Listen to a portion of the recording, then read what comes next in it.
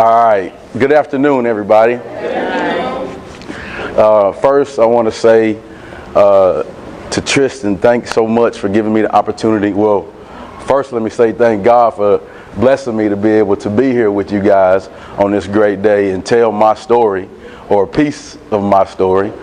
I want to say thank you to Tristan for putting on this amazing event. And then I want to commend the family. You know, just like you said, when you're doing things, it's such an amazing feeling to have the support of your family. Amen. You know, you can, be out on your own, and the little guy, I don't know where he went, but I wanted to tell him the same thing. You know, it's such amazing to have the support. And, I ain't gonna tell you how old I am, but I'm a little older. And, just the things that I do, my family, it's the same way. They do the same for me. And it's such a great feeling. And so I want to commend the family for that.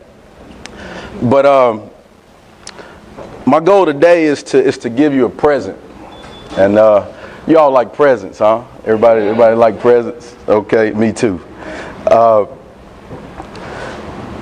want to give you a present that you can take and use in your life to empower you, so that you can have another tool in your toolbox to help you go out and empower and influence the people that you influence daily.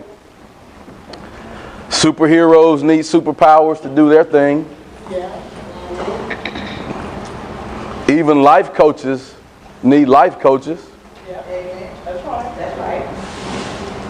And there's tons of things that we can all learn to help us be better empowerers.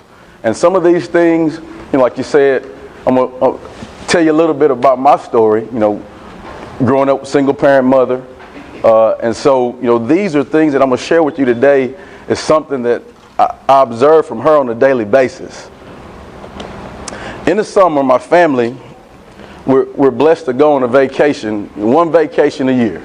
Growing up, like I said, we didn't vacation. What is that? We didn't do vacations, So now, we take one a year, and, we really look forward to that vacation.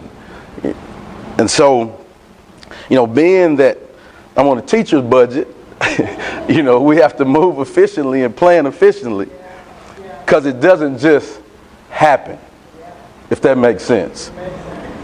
There's lots of planning that goes into it to ensure that we reach our destination, so that we can enjoy, again, like I said, this one yearly vacation. Food plans, travel directions, lodging, activities, what we're going to do when we get there. Okay, all of those things have to be planned.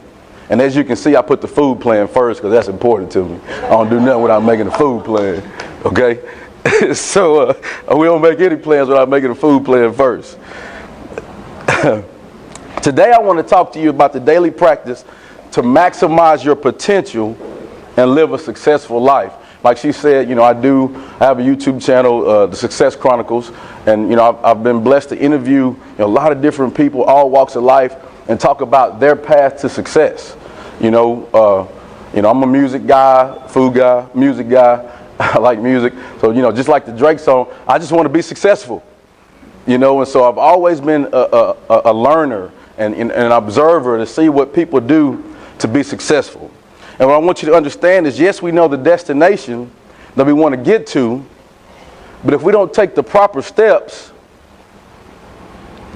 to plan, we don't reach our destination efficiently. We may reach it, but we won't reach it efficiently. Sometimes if we look at the big picture and focus too much on that, we miss the small steps that are vital for us to get to it. I think we need to be aware of that end destination, yes, but truly focus in on the daily steps it takes to reach that. I have a daily practice that I try to live by. And like I said, I observe my mother do this every day. And I call it the S.H.G principle. And that's my gift I want to give you today. I'm going to explain that to you. The S.H.G principle. So to me, first, you got to show up. You got to be present. You got to be present in the moment. Enjoy the moment. Be present every day in all phases of your life, with your faith, with your family, with your job, with your relationships. You know, Mom used to tell me, boy, if you sign up for something, you better fulfill your obligation. You can't quit. Yes, ma'am. You know, principles over feelings. You know, there's some core principles that we've all been taught to live by, that we live by and we govern ourselves by, how we do what we do, how we operate. Okay, stick to those core principles, regardless of how we feel. Principles over feelings. For an example, you know, a core principle that you know, in my family, you know, that we have is, hey, we're gonna work hard. Like that's what we do. We're gonna work hard, regardless of how you feel. We're gonna work hard every day. And it's important to make sure that you focus in on those things so you get to where you want to get. When you show up and all the things that you are involved in, you take advantage of opportunities. Each moment is an opportunity for improvement. And when you miss those opportunities, you don't get better. The H in the S.H.G principle is have a great attitude. So first, show up. Second, have a great attitude. Your attitude determines your altitude. You have to have a positive perspective. And you know, as I look around, I see some of you guys with glasses on. Okay, you remember the time before you had your glasses, and then you got your glasses, and then you put them on. You like, whoa! I can see things. I didn't know trees had leaves. You know, just I can read. You know, just some of those things. You have to keep your positive lenses on. You have to keep a positive perspective, so that you don't, because negative is all out there. We know that. Negative is out there if you're looking for it. And, you know, if you want to dwell on it, it's not a very good thing. But you need to choose to dwell on the positive. Your attitude is something that you control. It's simple. It's a choice. You can choose to control it. You can choose to be negative or positive. It's that simple. And that's one of the core principles I was talking about. We have to choose to have a positive attitude each day. And I know that, you know, for some of us, that's real hard to do. You know, some of us look at the poor me, oh, this happened, you know. Well, let me tell you something. It could be better, but guess what? It could be worse. So be thankful for what you have and work with what you have and keep moving. Know that when you're positive, people give you opportunities. People give opportunities to people that have great attitudes about any challenge they face, because that's what they want to be around. And know that your attitude is like the flu. The flu is what? Contagious. Yes. Your attitude is like the flu. You know, you all have been around positive or negative people. You know, a negative attitude makes everything around you just funky. You know, with an O, not a U. Funky. You know, it makes everything around you funky. But a good attitude makes everything around you better. Okay? And the last part of that, the G, is give your all. When you give your all, every day you improve. You get better because you're maximizing your potential. And some days, your all may just be 70%. Some days, your all may just be 50, you know. But just make sure that on that day, at that moment, that you're in the moment, you give everything you got to give. Work input is equal to work output. You know, teacher, that's the teacher, and I got to give you a formula. Okay. Work input is equal to work output. So what you put into something is what you're going to get out of it. You can't expect to not work hard at something and then be successful. You have to put the work in, and then that's what you get out of it. Because really, not giving your all is really unacceptable. You've got to put the work in for it. if you want to be great. Now, if you're shooting for average, then yeah, you do whatever. But if you want to be great, you've got to put the work in for it. And I give you an example.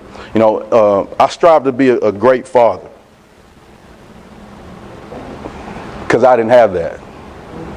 Well, let me back up. My father wasn't in my home.